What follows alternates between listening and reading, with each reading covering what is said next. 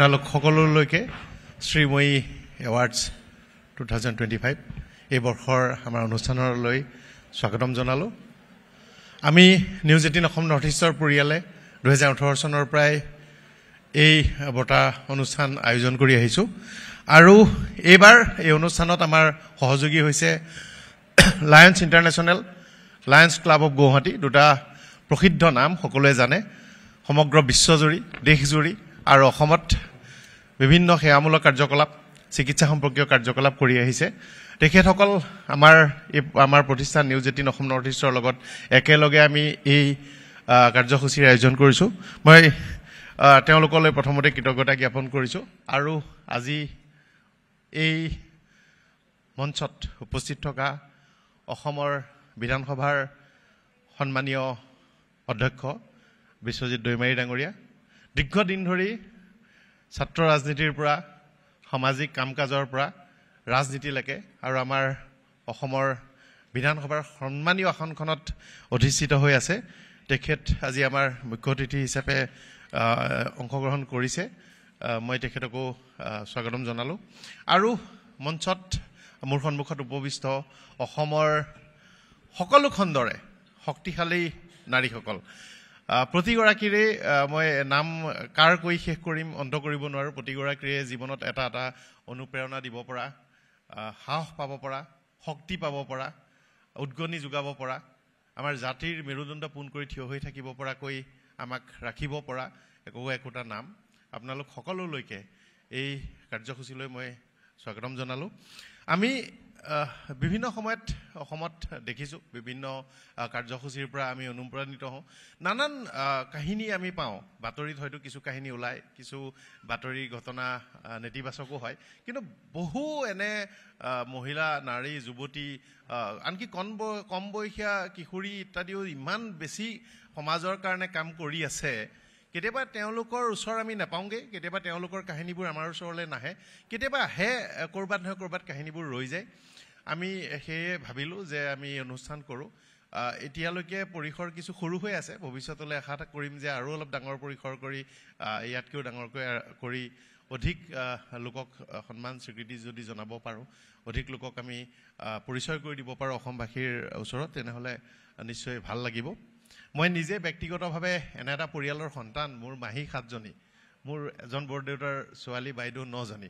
আমাৰ পৰিয়ালত এতিয়া মোৰ দেউতাৰ মৃত্যু হৈছে, মা, মই, মোৰ কন্যা, মোৰ 3জনী ভণ্টি, বিয়া দিছোঁ। কিন্তু এই গোটেই বৃহৎ পৰিয়ালটোত একমাত্ৰ ময়ে পুৰুষ। গতিকে মই এখন বৃহৎ জগতত থাকোঁ। মানে আমাৰ বৰদেউতাহঁতৰ ঘৰত মানে হোষ্টেলত সোমাই যোৱা নিচিনা লাগে। 9জনী বাইদেউৰ ঘৰত মানে এটা বিশাল এটা হল নিচিনা এটা কোঠা আছিল, তাতে 10খন বিচনা, মানে বৰমা আৰু বাইদেউহঁতৰ লগত বিচনা, আৰু তাত পৰিয়ালৰ সৰু ল'ৰা ছোৱালীৰ বাহিৰে আৰু বাকী কাৰো প্ৰৱেশ নাই, পৰিয়ালৰ মানুহখিনিৰ বাহিৰে। গতিকে মই তেতিয়াৰ পৰা আৰম্ভ কৰি দেখিছোঁ জীৱন যুদ্ধত কেনেকৈ সহায় কৰিব পাৰে।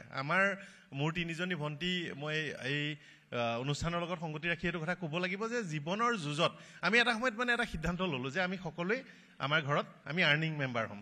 মোৰ ভণ্টিকেইজনীয়ে এনেকৈ সহযোগ কৰিলে, আমি খুব কম বয়সতে আমি ব্যৱসায় বাণিজ্য কৰিলোঁ, অৰ্থকৰী কামত নিয়োজিত হ'লোঁ। আৰু আমাৰ মানে মই কেৱল মাত্ৰ এটা উদাহৰণ দিম। মই চামগুৰিতে থাকোঁতে মই ভাৰীৰ পিছফালে খালী ঠাই এটুকুৰা আছিল, মই নিজে কোৰখন লৈ পেলাই খান্দিবলৈ আৰম্ভ কৰিলোঁ। ভণ্টিহঁতে সুধিলে কি কৰিবি? মই বোলো ইয়াত এটা সৰু পুখুৰী কৰিম আৰু মাছ পুহিম বুলি ক'লোঁ। তাৰপিছত মই নগাঁৱলৈ গুচি আহিলোঁ। এমাহমানৰ পাছত মই ঘৰলৈ গৈ আচৰিত হৈ গ'লোঁ। আমাৰ 3জনী ভণ্টিয়ে কোৰ লৈ পাচি লৈ এটা মোটামুটি সৰু পুখুৰী এটা খান্দি দিলে, মানে 20 ফুট বাই 10 ফুটমান চাইজৰ। এনেধৰণে তাহাঁতে মানে কামটো কৰে আৰু আমি কষ্ট কৰোঁ। আজিৰ তাৰিখতো আমি প্ৰত্যেকেই একোটা বৃত্তিত নিয়োজিত হৈ আছোঁ।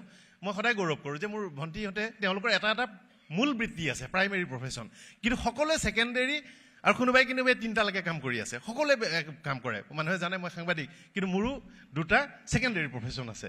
মই এই যে শক্তিটো পাইছোঁ, কাৰণ মোৰ মা, এতিয়া মোৰ পত্নী আৰু কন্যা, আৰু মোৰ 3জনী ভণ্টি, কেনেধৰণে তেওঁলোকে কষ্ট কৰি জীৱনত কৰিছে আমি মানে আপুনি কল্পনা কৰিব নোৱাৰে। এবাৰ আমি খুব কম বয়সতে কম্পিউটাৰ ব্যৱসায় আৰম্ভ কৰিলোঁ।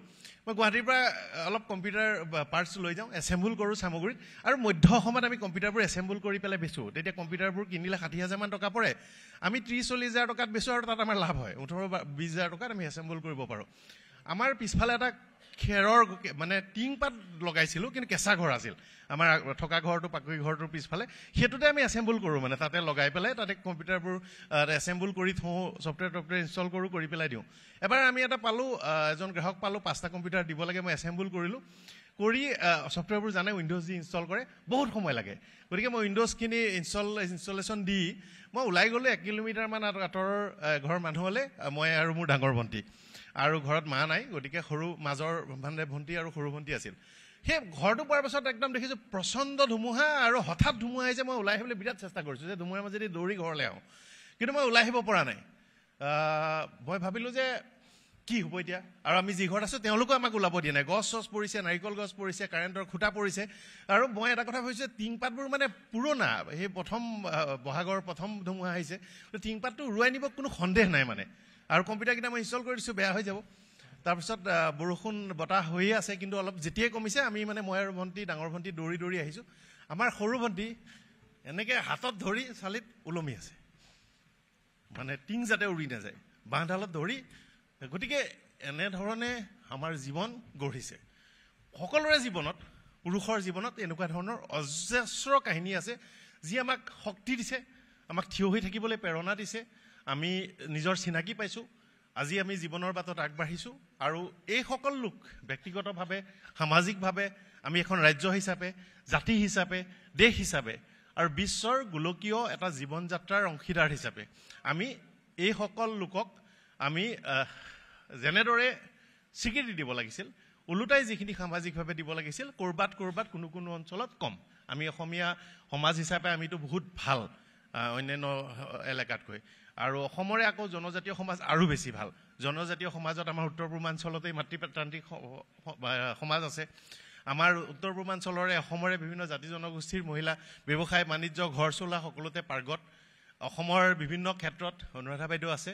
মই অসমৰ বহুকেইগৰাকী শক্তিশালী নাৰীৰ সৈতে সাংবাদিকতাত মোৰ জ্যেষ্ঠ সহকৰ্মী, মোৰ সহকৰ্মী বন্ধু আৰু মোৰ কনিষ্ঠ সহকৰ্মী ৰূপে পাইছোঁ, অতি শক্তিশালী। তেওঁলোকৰ অধীনত মই কাম কৰিছোঁ। আমি নিউজ ৰুমত সদায় এইটো কথা কওঁ যে এদিন টিভি চেনেলতো এগৰাকী মহিলা সম্পাদক হ'ব লাগে, হোৱাৰ সময় আহিছে নিশ্চয়। আজি কিছুদিনৰ পৰা লক্ষ্য কৰিছোঁ যে বিভিন্ন বৃত্তিৰ লগতে সাংবাদিকতালৈও জেণ্ডাৰ বায়াছনেছটো নাইকিয়া হৈছে, অধিক সংখ্যক আহিছে। বৰঞ্চ আজি 2024-25 2-3 বছৰৰ পৰা এই কথাটো লক্ষ্য কৰিছোঁ যে সংখ্যা বহুত বেছি। কিন্তু আমাৰ কিছু ভুল আছে। আমি এতিয়া কিছুমান কথা অনুমান কৰিব পৰা নাই বা জনা নাই। আচলতে মই এতিয়া কাক কেনেকৈ মাতিব লাগে, কেনেকৈ SMS কৰিব লাগে, কেই বজালৈকে SMS কৰিব লাগে, কেনেকুৱা ধৰণৰ কথাবোৰত মই ফোন কৰিব নালাগে। আচৰণগত পুৰুষসকলৰো বহু সমস্যা আছে, আৰু এই সমস্যাবোৰো কেতিয়াবা খুলি কথা পাতিব লাগে। আমি আচলতে এনেধৰণৰ অনুষ্ঠানটো কৰোঁতে ভাবোঁ যে সেই কথাবোৰো থাকক। মই এতিয়া বহু কলিগৰ দেখোঁ, তেওঁলোকে ভালে দিনটো সকলো ভালেই থাকে, 10:30 বজা 9 বজাৰ পাছত যেতিয়া তেওঁলোকে যদি অকণমান সুৰাপান কৰি লয়, তেতিয়াহ'লে তেওঁলোকে পাহৰি যায়, মেছেজ এটা কৰি দিয়ে। আচলতে সেইটো কৰিবই নোৱাৰে, মানে বিপদজনক ঘটনা। আমি যিহেতু আংশিকভাৱে অফিচত বিভিন্ন policy, prevention of sexual harassment, এনেকুৱা ধৰণৰ পলিচিও হেণ্ডেল কৰিব লাগে, আমি চাওঁ। গতিকে এই কথাটো উপলব্ধি কৰোঁ যে সমাজখনত এতিয়াও কোনোবাই এই পুৰুষতান্ত্ৰিক মানসিকতাটোৰ পৰা ওলাই যাব পৰা নাই। মোৰ বহু কলিগক মই কেতিয়াবা ক'বলগীয়া হয়, মই মানে যে এই বাক্যটো তুমি ক'ব নোৱাৰা, কাৰণ এটা ছেট পলিচি নাই। এজন মানুহৰ যদি এটা নিৰ্দিষ্ট ব্যক্তিগত জীৱনত যদি এটা কেনেধৰণেৰে মোৰ ঘৰৰ মহিলাসকলক, পৰিয়ালৰ সকলক, গাঁওখনৰ সকলক, সহকৰ্মীসকলক, দেশৰ সকলক কেনেকৈ কৰিম। আজি নাৰীজনিত ঘটনা আছে, আমাৰ চেনেলসমূহ বা সংবাদ মাধ্যমকো গালি পাৰে। ডিজিটেল যুগততো আৰু শক্তিশালী, আমি নকৰিবলগীয়া কাম কৰোঁ বুলি কয়। কেতিয়াবা এনেকুৱা ধৰণৰ ঘটনা হয়, আমি যুক্তিটো এনেধৰণে দিওঁ। যিদিনা কৈছে যে এই ছোৱালী এজনী আমি ভিডিঅ'টো কৰিছোঁ, তেনেকুৱা এটা দিনত মই কওঁ যে আজি 120টা ভিডিঅ' কৰিছিলোঁ। আপোনালোকৰ টেষ্টটো ক'ৰবাত বেয়া হৈছে নেকি যে 120টাৰ ভিতৰত আপোনালোকে অকল সেইটো চাইছে? মই ওলোটাই কেতিয়াবা সুধোঁ, কেতিয়াবা যেতিয়া মোৰ লগত কৰে, কাৰণ ক'ৰবাত মানসিকতাটো দিনটোত যে 119টা বাকী কৰিছিলোঁ সেইখিনিয়ে কিয় গুৰুত্বটো পোৱা নাই? সেইটোত এতিয়া মোৰ দোষ নে যি গ্ৰহণ কৰিছে সেইফালৰ পৰা নতুন এটা মানসিকতা? গতিকে সেইটো এটা সময়ৰ লগত পৰিৱৰ্তন হ'ব লাগে। আমি ভাবোঁ যে আজি আমি এক নতুন যুগলৈ যাত্ৰা কৰিছোঁ। অসমৰ ক্ৰীড়া, সংস্কৃতি, বাণিজ্য, উদ্যোগ সকলো ক্ষেত্ৰতে মহিলাৰ এক জয়যাত্ৰা আৰম্ভ হৈছে, আৰু এই জয়যাত্ৰা অতি শীঘ্ৰে আমাৰ দেশৰ সীমা নেওচি বাহিৰলৈ যাব। বিশ্বজনীন এক যাত্ৰা হ'ব। প্ৰেৰণাৰ আমি উৎস হিচাপে পাম। গতিকে সেইসকলক এবাৰ চিনাকি কৰি দিয়া সকলোকেতো চিনাকি কৰি দিয়া সম্ভৱ নহয় অজস্ৰ লোক থাকিব লায়ন্স ক্লাব অফ গুৱাহাটী আৰু লায়ন্স ইণ্টাৰনেশ্যনেল তেখেতসকলে আমাক আজি বঁটা প্ৰাপকসকলৰ নাম বাছনি কৰি দিয়াত জুৰি তেখেতসকলে আমাক বিশেষভাৱে সহযোগ কৰিছে তেওঁলোককো মই এই চেগতে ধন্যবাদ জনালোঁ আপুনি বিচৰা বাতৰি পাব কেৱল নিউজ 18 এপত নিউজ 18 এপ ডাউনলোড কৰিবলৈ স্ক্যান কৰক এই QR কোড গুগল প্লে ষ্টৰতো পাব এই নিউজ 18 এপ